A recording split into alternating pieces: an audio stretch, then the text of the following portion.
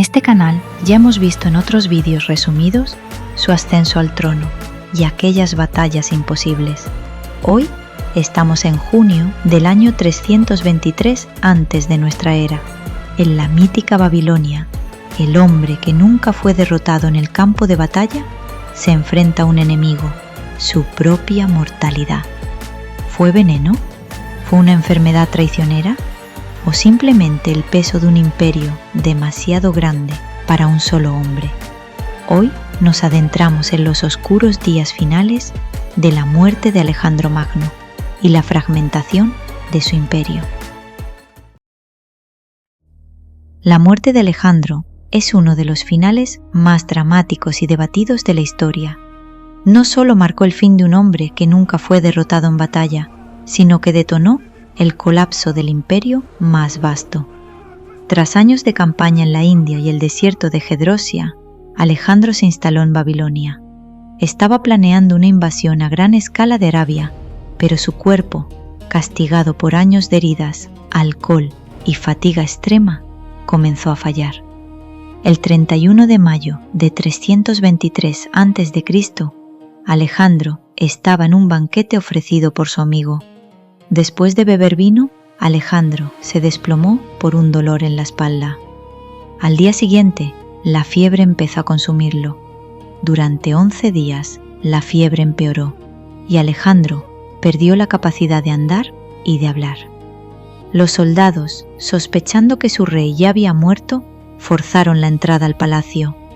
Según la leyenda, cuando sus generales le preguntaron a quién dejaba su reino, Alejandro susurró: «Al más fuerte». Esta frase, real o inventada, fue el equivalente a lanzar una granada en una habitación cerrada. Alejandro murió el 10 o 11 de junio, aproximadamente, del 323 a.C., a los 32 años. Las principales teorías de la causa de su muerte son malaria, fiebre tifoidea o una pancreatitis aguda agravada por el alcoholismo. Se sospechaba de sus hijos, quienes habrían enviado agua del río en un casco de mula para asesinarlo. Una teoría moderna sugiere que Alejandro sufrió un trastorno neurológico que lo dejó paralizado. Esto explicaría por qué los cronistas dijeron que su cuerpo no se descompuso durante 6 días, sugiriendo que estaba vivo pero incapaz de moverse cuando lo declararon muerto. Tras la muerte de Alejandro, el caos fue inmediato. No dejó un heredero capaz de gobernar. Su esposa Roxana estaba embarazada y su medio hermano, Filipo, sufría de una discapacidad intelectual. En el Pacto de Babilonia, los generales intentaron repartirse el poder, pero la desconfianza era absoluta. Lo que siguió fueron décadas de guerras sangrientas conocidas como las guerras de los diádocos. El imperio se fragmentó en varios reinos principales. Ptolomeo controlaba Egipto, lo que siguió la dinastía ptolomeica, incluyendo a Cleopatra. Seleuco controlaba Persia, Mesopotamia y Asia Central, resultante del imperio seleucida. Antígono controlaba Asia Menor y Grecia Central, igual a dinastía antigónida. Lisímaco en Tracia y partes de Asia Menor, dando a conocer el reino efímero. Y Casandro en Macedonia controló el corazón del imperio. En la lucha por el poder, la familia de Alejandro fue eliminada para evitar que reclamaran el trono. Olimpia, su madre, fue ejecutada por Casandro. Roxana y su hijo Alejandro IV fueron asesinados en secreto mientras estaban en cautiverio, también por Casandro. Y su hermano también fue ejecutado. La línea de sangre de Alejandro se extinguió por completo. Aunque el imperio se desmoronó, la visión de Alejandro de una cultura fusionada sobrevivió. Las ciudades que fundó, las muchas Alejandrías, se convirtieron en centros de saber, donde el griego se hablaba desde el Nilo hasta el Indo, y la famosa Biblioteca de Alejandría. Este periodo se conoce como periodo helenístico, una época de avances científicos, artísticos y filosóficos que preparó el terreno para la futura expansión del Imperio Romano.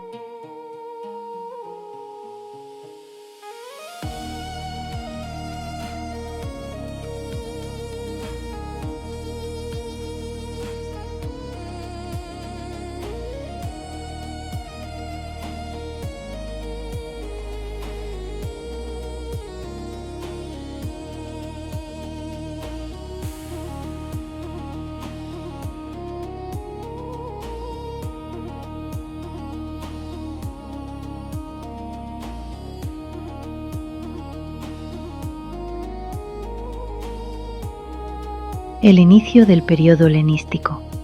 Este periodo es fascinante en la historia, donde el mundo cambió de escala. Comienza formalmente con la muerte de Alejandro Magno en Babilonia, 323 a.C. Para entender por qué este momento fue tan trascendental, lo que pasó inmediatamente después de la muerte de Alejandro. Sus generales, conocidos como los diádocos, se enzarzaron en guerras civiles que terminaron dividiendo el imperio en grandes reinos, como el Ptolemaico en Egipto y el Seleucida en Asia. Este periodo se extendió hasta el año 31 a.C., cuando los romanos derrotaron a Cleopatra y Marco Antonio en la batalla de Actium, convirtiendo a Egipto en provincia romana y cerrando el último gran reino helenístico. Comienzan las guerras de los diádocos. El imperio se desmiembra progresivamente tras batallas como las de Ipsos, 301 a.C. Los generales comienzan a adoptar títulos reales, dando forma a los reinos helenísticos. En el 281 a.C., en la batalla de Curupedion, se consolida la división en tres grandes reinos: Macedonia, Seleucida, Ptolomeico. Durante esta etapa, 276 a 200 a.C., Gónatas se establece como rey de Macedonia, iniciando la dinastía antigónida. Se desarrolló la dinastía tálida en Pérgamo, que se convirtió en un centro cultural y de ciencia. Auge de la ciencia y cultura helenística en Alejandría, Biblioteca de Alejandría y Pérgamo, y se comenzó a desarrollar la filosofía y el estoicismo, 200 a 31 a.C. En esta etapa comienza la Segunda Guerra Macedónica, la Batalla de Corintio, Batalla de Actium. Octavio derrota a Marco Antonio y Cleopatra. Muerte de Cleopatra y suicidio. La conquista de Egipto marca el final de la última monarquía helenística y la absorción total por el Imperio Romano. Los historiadores suelen marcar el fin definitivo del periodo helenístico en el año 31 a.C., con la batalla de Actium. Se enfrentaron las fuerzas de Octavio contra la alianza de Marco Antonio y Cleopatra. El fin de una era. Cleopatra era la última gobernante de la dinastía tolemaica. Tras su derrota y suicidio en el 30 a.C., Egipto dejó de ser un reino independiente para convertirse en una provincia romana. Con ella murió el último de los grandes reinos helenísticos. ¿Por qué se desmoronó el mundo de Alejandro? Es un error pensar que la cultura helenística desapareció. Roma adoptó la filosofía, arquitectura, la religión y el arte. Como la muerte de una sola reina, Cleopatra, marcó el fin de una era y el nacimiento oficial del Imperio Romano.